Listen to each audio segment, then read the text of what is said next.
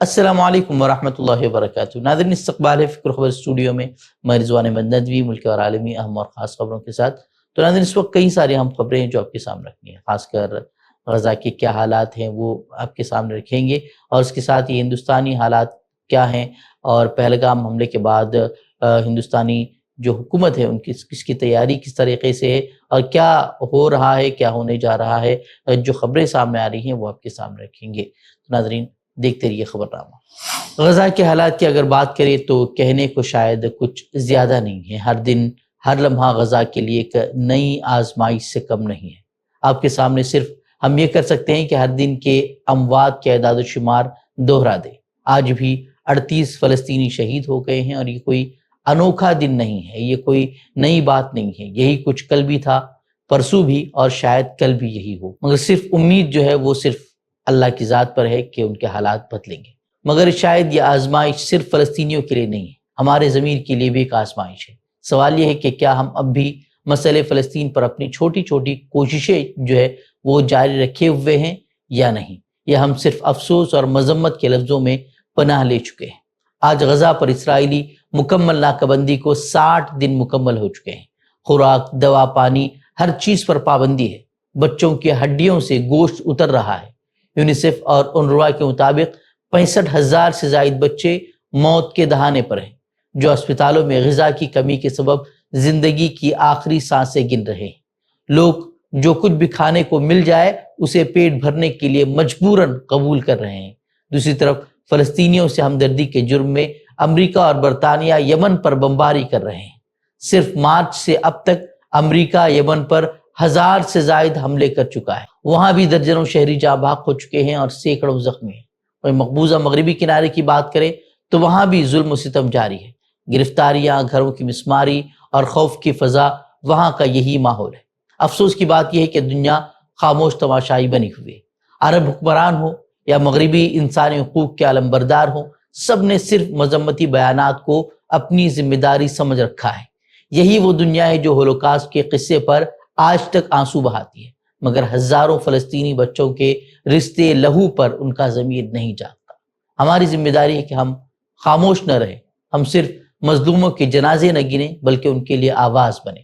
Social media ہو یا عوامی plate form ہو، قلم ہو یا کیمرہ ہو، دل ہو یا پھر دعا ہو، جو کچھ ہمارے بس میں ہے وہ ہمیں کرنا ہوگا، کیونکہ ظلم کے خلاف خاموشی بھی جرم ہے، اور اگر ہم آج بھی نہ جاگے تو کل ہمیں تاریخ معاف نہیں کرے گی۔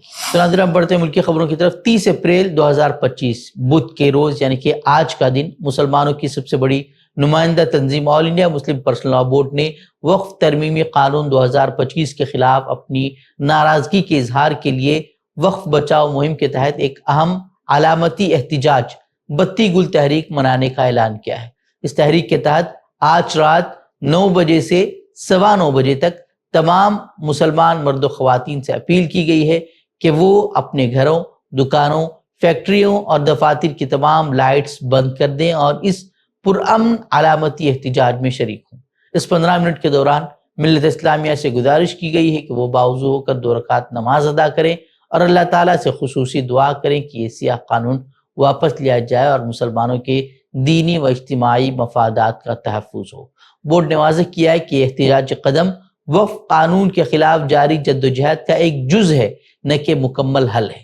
ملت کو چاہیے کہ وہ قائدین کی جانب سے دی گئی ان پرامن اپیلوں پر سنجیدگی سے عمل کریں اور سوالات اٹھانے کے بجائے چھوٹے مگر بااثر اقدامات کے ذریعے اتحاد اور یکجہتی کا مظاہرہ کریں۔ پہلگام دہشت گردانہ حملے کو انجام دینے والے دہشت گردوں اور اس حملے کی سازش کرنے والوں کے خلاف حکمت عملی بنانے کے لیے حکومتی سطح پر سرگرمیاں کافی تیز ہو گئی ہیں، جس کی وجہ سے یہ تاثر مل رہا ہے کہ مودی حکومت دہشت گردوں کے خلاف کوئی فیصلہ کن کارروائی کرنے جا رہی ہے۔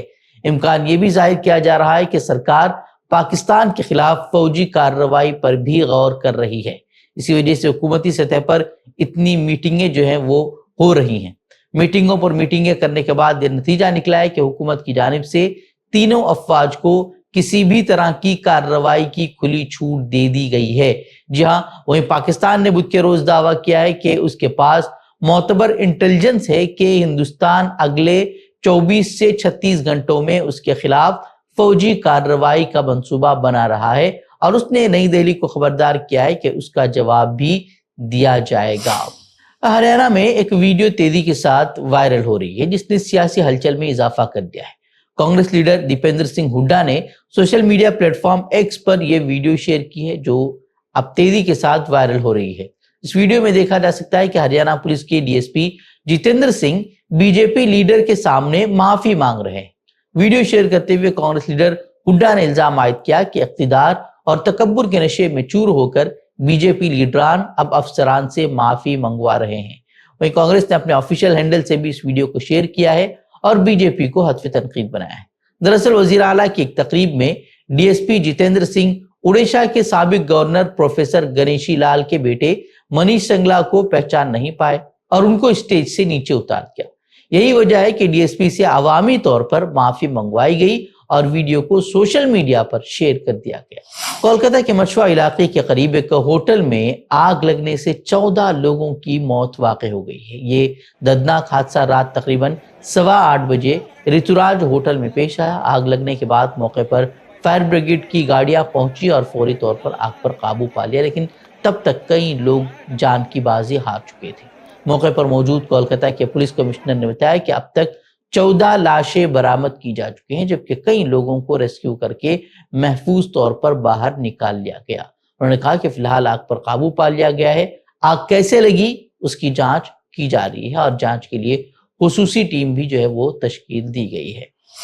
उत्तर प्रदेश की योगी हुकूमत ने रियासत के कई अजला में मुबैना तजावुजात और मुबैना गैर तस्लीम शुदा मदारिस के खिलाफ मुहिम छेड़ दी है। इसके तहत नेपाल की सरहद से मुत्तसिल अजला में मुसलसल चौथे रोज बुलडोजर कार्रवाई की गई, जिसके तहत कई मुबैना गैर कानूनी मजहबी मकामात और तजावुजात को मिसमार करने का दावा किया गया है। उसके साथ ही मुबैना गैर तस्लीम शुदा मदारिस के खिलाफ कार्रवाई की जा रही है और उन्हें सील किया जा रहा है।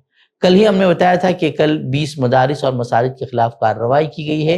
अब खबरें आ रही हैं कि सिर्फ बलरामपुर में 20 मदारिस को गैर मयारी बताते हुए बंद कर दिया गया है, जबकि मजीद 2 मदारिस को नोटिस भी जारी किया है। वहीं सिद्धार्थनगर में 3 मसाजिद और 14 मदारिस को नोटिस भेजा गया है, जबकि शरावस्ती में 33 मदारिस को सील कर दिया गया है और एक मस्जिद को भी शहीद कर दिया गया है। पहलगाम दहशतगर्दाना हमले के बाद कश्मीरियों की मुश्किलात में इजाफा हो गया है। मुख्तलिफ मकामात से कश्मीरियों पर हमले की तस्वीर वायरल हुई हैं, जबकि तलबा के साथ भी बदसलूकी की खबरें सामने आ रही हैं। अब एक और खबर सामने आ रही है कि महाराष्ट्र के नागपुर में भी एक ग्रुप ने कश्मीरी तलबा पर जो है वो हमला कर दिया। बताया जा रहा है कि जम्मू कश्मीर के 2 तलबा अपने हॉस्टल लौट रहे थे तो कुछ लोगों ने उनसे पूछताछ शुरू कर दी और उन पर हमला कर दिया। यह हालात सिर्फ कश्मीरियों के साथ नहीं बल्कि इसी के बहाने जो है अब मुल्क भर में मुसलमानों के खिलाफ नफरती प्रोपेगेंडे को जिस तरीके से मीडिया के जरिए हवा दी जा रही है और बीजेपी लीडरान हो या हिंदुत्ववादी तंजीमों की तरफ से जिस तरीके से इश्तियाल अंगेजी की जा रही है, उसके बाद मुसलमानों को भी मुल्क के मुख्तलिफ हिस्सों में निशाना बनाया जा रहा है। कई सारे वाकयात जो है वो पेश आ चुके हैं। कई मकामात पर मुसलमानों के साथ मारपीट की गई, सिर्फ मुसलमानों का नाम पूछकर जो है उनके साथ मारपीट की खबरें जो है वो सामने आई हैं। वह पहलगाम हमले के ताल्लुक से ही कुछ खबरें सामने आ रही हैं, वो आपके सामने रखेंगे। पहलगाम में जो हमला हुआ था उसके बाद आसाम हुकूमत ने रियासत भर में 27 अफराद को पाकिस्तान की हिमायत के इल्जाम में गिरफ्तार किया है। हेमंत बिस्वा शर्मा जो कि वहाँ के वज़ीर आला हैं, उन्होंने खुद इसकी जानकारी दी है। वो लगातार ऐसे पोस्ट कर रहे हैं जिसमें लोगों के नाम बता रहे हैं कि किनको गिरफ्तार किया गया है और क्यों गिरफ्तार किया गया है। हेमंत बिस्वा शर्मा ने उन अफराद को गद्दार और मुल्क दुश्मन करार देते हुए ऐलान किया है कि जो कोई भी बराह रास्त या बिलवास्ता पाकिस्तान की हिमायत करेगा उसे कौमी सलामती एक्ट यानी कि NSA के तहत गिरफ्तार किया जाएगा। गिरफ्तार शुदगान में अपोजिशन जमात के लीडरान भी हैं जिन पर के बगावत का मुकदमा दर्ज किया गया है, जबकि कई लोगों के खिलाफ जो है वो सिर्फ सोशल मीडिया पोस्ट की वजह से उनके खिलाफ कार्रवाई की गई है। हुकूमती मौक़िफ़ के बरअक्स मुतअद्दिद कानूनी माहिरीन, इंसानी हकूक़ के कारकुनान और सियासी मुबसरीन ने इस कार्रवाई को इजहार राय की आज़ादी पर हमला करार दिया है। उनके मुताबिक सिर्फ सोशल मीडिया पर राय देने या किसी पहलू पर सवाल उठाने को मुल्क दुश्मनी से ताबीर करना जमहूरी अक़दार के मुनाफी है। वहीं सुप्रीम कोर्ट के साबिक जज जस्टिस मदन लोकुर ने भी एक बयान जारी किया है। उन्होंने कहा है कि बगावत और कौमी सलामती जैसे कवानीन का بیجا استعمال ایک خطرناک رجحان ہے جو اختلاف رائے کو کچلنے کا ذریعہ بن رہا ہے۔ اسی نوعیت کی کارروائی جو ہے وہ اتر پردیش سے بھی سامنے آ رہی ہے، جہاں طنزیہ فنکار مدھوری کاکوتی اور بھوجپوری گلوکارہ نیہا سنگھ راٹھور پر سوشل میڈیا تبصروں کی بنیاد پر جو ہے بغاوت کا مقدمہ درج کیا گیا ہے۔ یہی کچھ حالات جو ہے ملک کے مختلف حصوں سے بھی سامنے آ رہے ہیں۔ وہیں ایک طرف پہلگام دہشت گردانہ حملے کو لے کر فرقہ وارانہ تناؤ بڑھانے کی کوشش کی جا رہی ہے، تو اسی دوران ورنداون کے معروف بانکی بہاری مندر نے دائیں بازو کے گروہوں کی جانب سے مسلمان کاریگروں اور دکانداروں کے بائیکاٹ کے مطالبے کو سختی سے مسترد کر دیا ہے۔ دی ٹائمز آف انڈیا سے بات کرتے ہوئے مندر کی انتظامی کمیٹی کے رکن اور پجاری نے اس بائیکاٹ کی اپیل کو غیر ضروری قرار دیا۔ انہوں نے کہا کہ مسلمانوں، خاص طور پر کاریگروں اور بنکروں نے یہاں گہرے نقوش چھوڑے۔ پہلگام حملے میں 26 لوگوں کی موت کے بعد ورنداون میں کچھ گروہوں نے ہندو دکانداروں اور یاتریوں سے مطالبہ کیا تھا کہ وہ مسلمانوں سے لین دین بند کر دیں، اور یہ بھی کہا تھا کہ مسلمان دکاندار اپنی دکانوں پر مالک کا نام نمایاں کریں۔ مندر کے پجاری نے کہا کہ دہشت گردوں کو ضرور سخت سے سخت سزا ملنی چاہیے اور اس معاملے میں ہم حکومت کے ساتھ ہیں، لیکن ورنداون میں ہندو اور مسلمان بھائی چارے کے ساتھ ہی رہیں گے۔ کرناٹک کے منگلور ضلع میں ایک نامعلوم شخص کو مقامی کرکٹ میچ کے دوران مبینہ طور پر پاکستان زندہ باد کا نعرہ لگانے پر ہجوم نے پیٹ پیٹ کر قتل کر دیا ہے۔ پولیس کے مطابق 15 افراد کو گرفتار کر لیا گیا ہے، جبکہ 25 سے زائد مشتبہ افراد کی شناخت ہو چکے ہیں۔ ابتدائی پوسٹ مارٹم رپورٹ میں موت کی وجہ اندرونی چوٹیں اور بروقت طبی امداد نہ ملنا بتائی گئی ہے۔ پولیس کمشنر کے مطابق مقتول کی عمر 35 سے 40 سال کے درمیان تھی اور ممکنہ طور پر ایک مسلمان مزدور تھا۔ ریاستی وزیر داخلہ نے واقعے کو سنجیدگی سے لینے کی یقین دہانی کراتے ہوئے کہا کہ ہجوم کا انصاف ناقابل قبول ہے۔ سپریم کورٹ نے پیگاسس معاملے پر سماعت کرتے ہوئے کہا ہے کہ بھارت کے پاس اسپائی ویئر ہونا کوئی غلط بات نہیں ہے، مگر اس کے نجی شہریوں کے خلاف استعمال پر انہوں نے تشویش کا اظہار کیا ہے۔ جسٹس سوریہ کانت اور جسٹس این کوٹیشور سنگھ کی بینچ 2021 میں دائر ان درخواستوں کی سماعت کر رہی تھی جن میں الزام تھا کہ حکومت نے اسرائیلی کمپنی NSO کے پیگاسس اسپائی ویئر سے صحافیوں، کارکنوں، وکلاء، سیاستدانوں اور ججوں کی جاسوسی کی۔ عدالت نے کہا کہ دشمن عناصر کے خلاف اسپائی ویئر کا استعمال قابل اعتراض نہیں ہے، لیکن شہریوں کی پرائیویسی کے تحفظ کو یقینی بنایا جانا چاہیے۔ عدالت جلد ہی پیگاسس تحقیقاتی کمیٹی کی رپورٹ کا وہ حصہ عوام کے سامنے لانے پر غور کر رہی ہے جو قومی سلامتی سے متعلق نہ ہو۔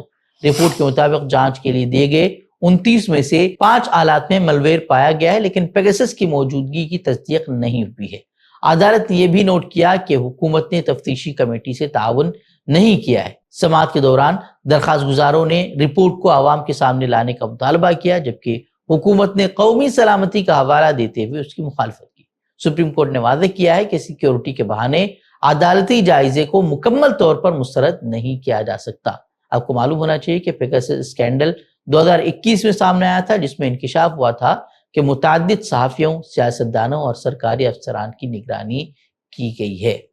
تو ناظرین، اتنی خبریں، مزید خبروں کے لیے آپ ہمارے ویب سائٹ www.fikrkhbar.com پر رجوع کر سکتے ہیں۔ ویڈیوز کے لیے ہمارے YouTube چینل کو سبسکرائب کریں۔ تو ناظرین، اجازت دیں۔ السلام علیکم ورحمۃ اللہ وبرکاتہ۔